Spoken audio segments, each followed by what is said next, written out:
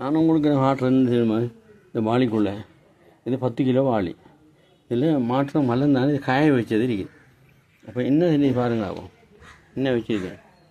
இது என்னடிச்சுன்னா, 2 மாடுகள் வந்து 2 அளவுக்குள்ளே புல்லு திண்டானே தின்ன உடனே சொன்னவங்க அவங்களோட கழிவுகளை கழிச்சிட்டு போயிட்டா. நான் யோசித்தேன், இது என்ன செய்யலாம், பச்சை எடுத்து இந்த வாளிக்குள்ளே காட்டின வாளிக்குள்ளே எடுத்து வச்சுருந்தேன். மழை நான் நேற்று எடுத்து அதை வெயிலில் காய வச்சு அதான் என்ன வச்சுருக்கேன், இன்னும் வச்சுருக்கேன். இதை வெயிலில் காய வைக்கிறதுக்கு இது காய வச்சு வச்சா நமக்கு பசலையாக போய்த்தரும். நம்மளோட பயிர்களுக்கு சாமானுக்கு அங்கேயும் போக தேவையில்லை என்ன, அதுக்கு தான் காய வச்சு. ஆனால் கொஞ்சம் காய வைக்கக்குள்ளே பச்சை தானே கொஞ்சம் மனம் அடிக்கும்.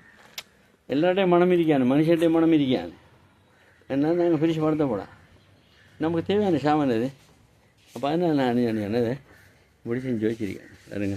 இப்போ இந்த இவ்வளோ நல்ல வெயில் வரும்.